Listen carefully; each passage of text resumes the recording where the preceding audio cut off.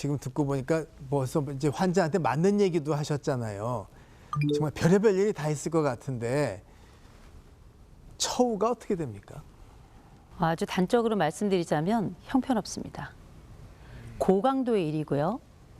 이분들이 하고 있는 일 자체가 적은 인력이 많은 인력을 그 환자들을 담당하고 있고, 동시에 거기서 일어나는 일들이 상상을 초월한 일들이 많아요. 이를테면 뭐 성적인 성추행을 하는 경우도 있고, 또 치매 어르신들이 뭐 펀치를 날리거나 아니면 밀어버리거나 뭐 입에 담을 수 없는 욕설을 하는 경우도 비일비재하고요.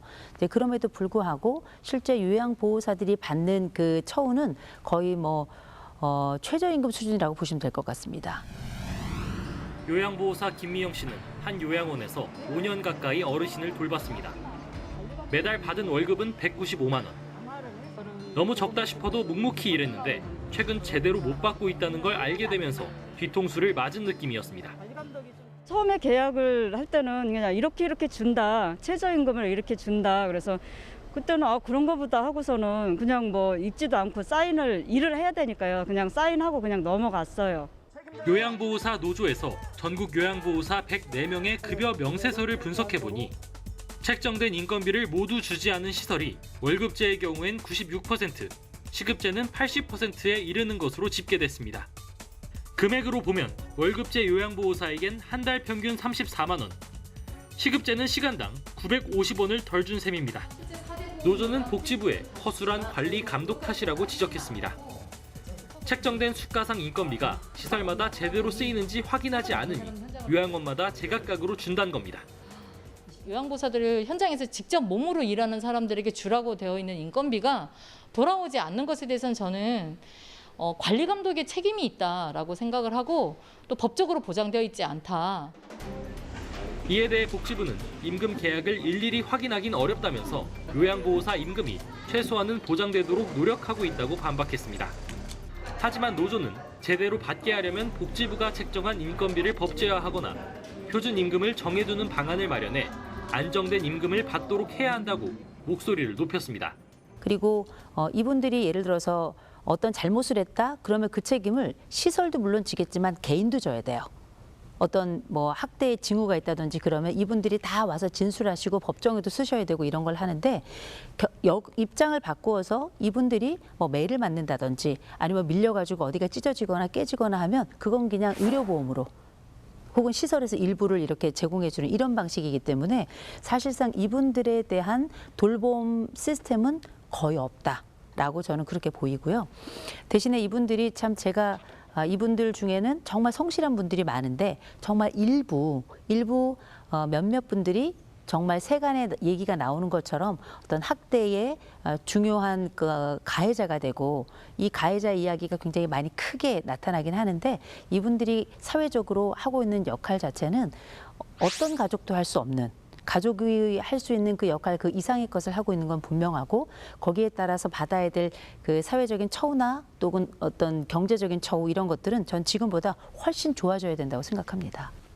그런데 이게 뭐 또 돈의 현실이라는 게 또 있으니까 결국은 힘든 일에 처우는 부족하고 그러다 보니 점점 이제 외국인 인력에 의존을 해서 이분들에 대한 비자 문제 이런 게 아주 현실적인 이슈더군요.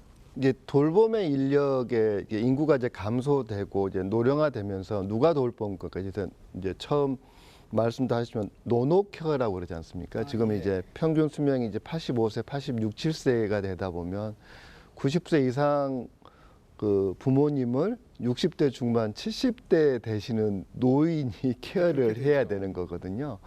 그리고 아까 말씀 이제 쭉 우리가 이야기했던 요양보호사도 또 어떻게 보면 노령화되고 있는 거고. 맞습니다. 예, 또 간병을 하는 사람들도 그래서 조금 간병을 이게 굳은 일입니다. 어려운 일이잖아요. 특히 이제 노인분들 거동 못하고 여러 가지 또 치매 의사소통 잘 안 되시는 분들, 뭐 뇌졸중, 뇌경색 같은 경우는 또 거동이 불편하면 또 육체적으로 이렇게 신체적으로 또 이렇게 수발을 해야 되고 하는 부분들이 있어서 그런 어려움들이 있는 거죠. 그래서 현재 요양보호사는 이제 내국인만 그 국가 자격증이기 때문에 이제 그 중국 교포나 이런 분들은 할 수가 없지만 이제 간병인을 하고 있는 분들은 중국 교포분들이 굉장히 많으십니다. 한 반 좀 안 되게 있으신데요. 그것도 이제 조금 그 기피하는 상황이고 또 어차피 인력이 좀 필요한 상황이거든요. 그래서 뭐 지난번 그 정부 회의에서 저출생 고령화 사회 회의에서 이 간병 인력을 좀 외국에서 애국 그 이주 노동자들이나 근로자들을 좀 활용하는 방안이 있지 않을까라는 그런 논의도 있었는데 또 이게 비자 문제도 있고 또 어느 정도 교육이 돼야 되는 부분들이 있습니다. 인구 구조 변화 역량과 대응 방향, 그리고 인구 감소 시대의 외국 인력 활용 방안입니다. 온종일 돌봄 서비스를 확대하며 민간 돌봄 관리를 강화하는 등 자녀 돌봄 서비스를 대폭 강화해 나가겠습니다. 아울러 우수 외국 인력 유입을 활성화하고 보완적으로 활용하기 위하여 유망산업 외국 전문 인력 대상으로 거주 비자, 즉 F2 비자 발급을 확대하고 일정 요건에 해당되는 IT 첨단 기술 우수 인재 대상으로 원격 근무 비자 신설도 추진하겠습니다.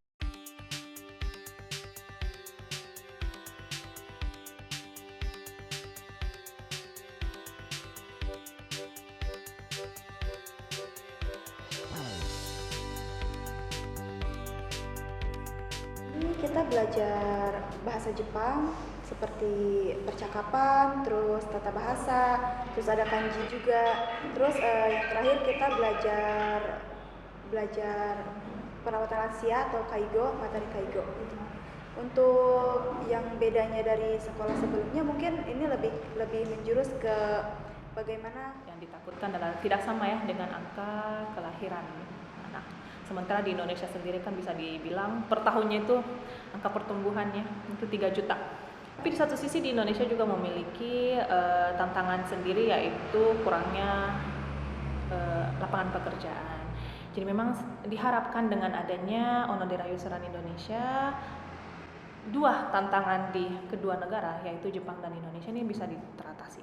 그럼 비자 쿼터를 좀 더 열어서 다양한 그쪽 그 이제 취업 비자가 있고 또 이제 F4라고 하는 이제 그 지금 중국 교포 같은 경우는 이제 그 재동포 비자로 오면 이제 자유롭게 일을 할 수가 있는데 그 외에는 할 수가 없기 때문에요. 특히 일례로 이미 우리나라보다 한 20년 이상 이전에 벌써 일본은 뭐 25% 현재 노인 인구가 거의 되고 있는데 한 10몇 년 전부터 외국인 그 돌봄 인력들을 비자 문제라든가 뭐 이거 이제 그런 문제를 해결을 했었고요. 근데 단순히 인력이 들어오는 게 중요한 게 아니라 돌봄 인력도 간병하는 인력도 일종의 전문 인력입니다. 그냥 가서 돌본다고 되는 게 아니거든요.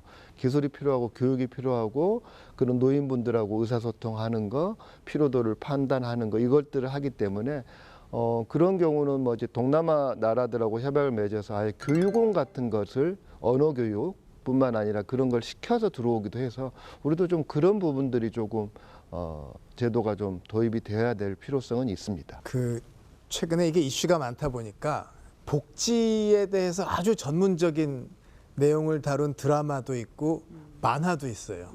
거기 이거 제가 봤거든요. 불타는 사명감으로 일하러 간 젊은이는 3일 만에 항복하고 도망가고 현실적인 경제적 어려움으로 일하러 간 사람은 버텨내더라고요. 그러면 처우를 좀 더 잘해드리면은 사명감도 살리고 좀 더 일을 잘할 수 있을 것 같은데 뭐를 풀어야 더 처우를 잘해드릴 수 있어요? 돈을 풀어야죠.